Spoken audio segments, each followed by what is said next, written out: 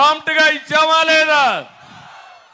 దుర్మార్గుడు వచ్చి 1000 రూపాయలు ఇచ్చాడు. నేను ఉండుంటే మొదటి నెలలో 1000 రూపాయలు పెంచేవాడిని.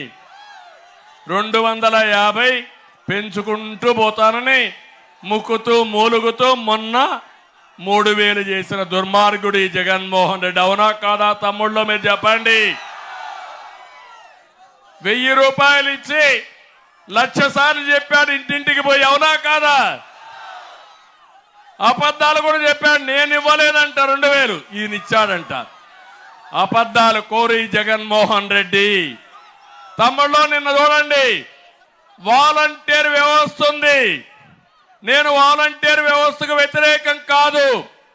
ఒక రాజకీయ పార్టీకి పనిచేస్తే మీ దగ్గర వసూలు చేసిన ట్యాక్సెస్ తో జీతాలు తీసుకొని 5,000 తీసుకొని వైఎస్ఆర్ కాంగ్రెస్ పార్టీకి పనిచేయడం న్యాయమా అని మిమ్మల్ని అడుగుతున్నా. న్యాయమా అని మిమ్మల్ని అడుగుతున్నా. ఆ మాట నేను చెప్పాను. మిమ్మల్ని తీసేయం, మీరుంటారు, మీ వ్యవస్థ కొనసాగిస్తాం. కానీ మీరు ఏ రాజకీయ పార్టీకి సపోర్ట్ చేయొద్దండి. ప్రభుత్వ సేవల్ని ప్రజలకు అందించండి. మేము సిద్ధంగా ఉన్నామని చెప్పాను. చెప్పానా లేదా అని మిమ్మల్ని అడుగుతున్నా. ఎన్నికల కమిషన్ ఏం చెప్పారు?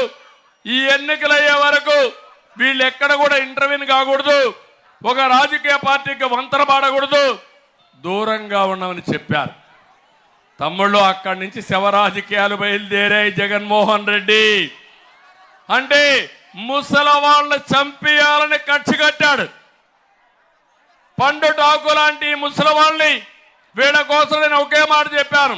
మీ పిల్లలు మిమ్మల్ని చూసుకోకపోయినా మీ ఇంటికి ఒక పెద్ద కొడుకుగా ఉంటా, పెద్దవాళ్ళకు అండగా ఉంటానని చెప్పాను.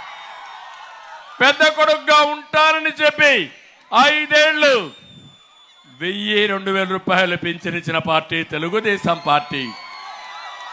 అన్నా క్యాంటీన్ పెట్టి పేదవాళ్ళందరికీ 5 రూపాయలకే పూటకు భోజనం పెట్టిన పార్టీ తెలుగుదేశం పార్టీ. ఎవరికైనా పింఛన్ వస్తే 2,000, 450 రూపాయలతో 3 పూట్ల భోజనం చేసి 1,550 రూపాయలు మిగిలిడిగా చేశాను. దాంతో గౌరవం పెరిగింది మా ముసలోళ్ళకందరికీ. అవునా కాదా? అది నేను చూపించిన చొరవ. ఎవరైతే పెద్దవాళ్ళు ఉన్నారో వాళ్ళు ఈ రాష్ట్రం కోసం, కుటుంబాల కోసం కష్టపడ్డారు. చివరి రోజుల్లో కష్టపడకూడదని పెద్ద కొడుకుగా వాళ్ళని ఆదుకున్నానని చెప్పి మరొక్కసారి తెలియజేస్తున్నా. నిన్న ఒకరు చూడండి, నేను చెప్పాను చాలా స్పష్టంగా. మీకు సచివాలయం స్టాఫ్ ఉన్నారు, 1,35,000 ఉన్నారు. ఇంటింటికి పోయిస్తే 45 మందికే ఇవ్వాలా. ఒక రోజులో అయిపోతుంది. మీరు ఇప్పించమని డిమాండ్ చేశాను. దుర్మార్గమైన పాలన. వాళ్ళకి ఇవ్వకుండా సచివాలయానికి రమ్మన్నారు. సచివాలయానికి వచ్చారు, ఒకరిద్దరు చనిపోయారు. దానికి కారణం ఇది ప్రభుత్వ హత్యలు తప్ప ఇంకొకటి తమ్ముళ్ళు అని మిమ్మల్ని అడుగుతున్నా. జగన్మోహన్ రెడ్డి, నీకు పాలించడం చేత కాదు, దద్దమ్మవి నువ్వు. శవ రాజకీయాలు చేసే దుర్మార్గుడు నువ్వు.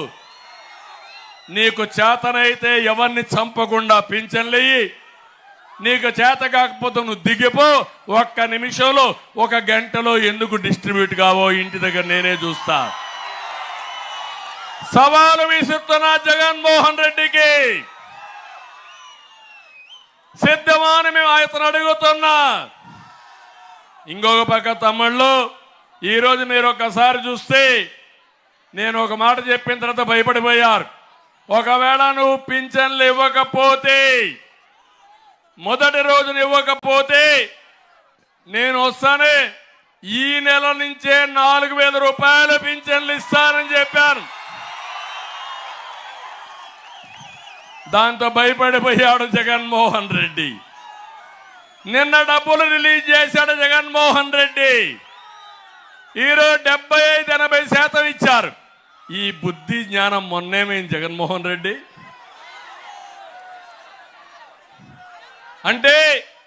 ఇంకొకటి చూశాను నేను, ఒక అడగానే జగన్మోహన్ రెడ్డి ఇంకొక రోజు చేస్తుంటే నేరుగా శవాన్ని తీసి వాళ్ళ ఇంట్లోనే పూడ్చేవాడిని. అప్పుడు బుద్ధి వచ్చేది. చంపే హక్కు నీకు లేదు. నువ్వు ప్రభుత్వంలో ఉన్నావు, బాధ్యత నీది, ప్రశ్నించే హక్కు నాది. నువ్వు తప్పు చేస్తే నిలదీస్తా, ఇంకా తప్పు చేస్తే ప్రజా సహకారంతో భూస్థాపితం చేస్తాం తప్ప వదిలిపెట్టాం. తమ్ముళ్ళు, నాకు అనిపిస్తుంది శవ రాజకీయాలు చేసే జగన్మోహన్ రెడ్డి ఫ్యాను ఆగిపోయింది, తిరిగే పరిస్థితి లేదు. ఫ్యాన్ ని ముక్కలు చేయడానికి మీరు సిద్ధంగా ఉన్నారు. కాబట్టి లాభం లేదు. కాబట్టి గొడ్డలు తెచ్చుకో జగన్మోహన్ రెడ్డి, నీ సింబల్ గొడ్డలు పెట్టుకో. గొడ్డలు చూసి బెదిరిస్తున్నావు, గొడ్డలతో రాజకీయం చేస్తున్నావు, రాష్ట్రాన్ని సర్వనాశనం చేశావు. అందుకే సవాలు విసురుతున్నా, నీకు చేతనైతే ఆ గొడ్డలు పెట్టుకోగాని ఈ రాష్ట్రాన్ని శ్మశానం చేయొద్దు, వల్లకాడు చేయొద్దని మరొక్కసారి ఈ ముఖ్యమంత్రికి హెచ్చరిస్తున్నా. నేను అడుగుతున్నా ఇక్కడ మిమ్మల్ని అందరినీ, ఏ ఒక్క వర్గమైనా బాగున్నారా తమ్ముళ్ళు? ఎవరైనా ఆనందంగా ఉన్నారా అని మిమ్మల్ని అడుగుతున్నా. రైతులు మీరు ఆనందంగా ఉన్నారా? రైతు కూలీలు మీరు ఆనందంగా ఉన్నారా? ఆడబిడ్డలు ధరలు పెరిగి మీరు ఆనందంగా ఉన్నారా? ఎస్సీలు మీరు ఆనందంగా ఉన్నారా? బీసీలు మీరు ఆనందంగా ఉన్నారా? ఎవ్వరూ ఆనందంగా లేరు. ఒక్క ఎగ్జాంపుల్ చెప్తున్నా, అన్ని చెప్పలేం కాబట్టి కొన్ని చెప్తున్నా. కొవ్వూరు ఇది రిజర్వ్డ్ కాన్స్టిట్యున్సీ, ఎస్సీ కాన్స్టిట్యున్సీ. ఇక్కడ వెంకటేశ్వరరావు సౌమ్యుడు, లాయరు, ప్రజాసేవ చేయడంలో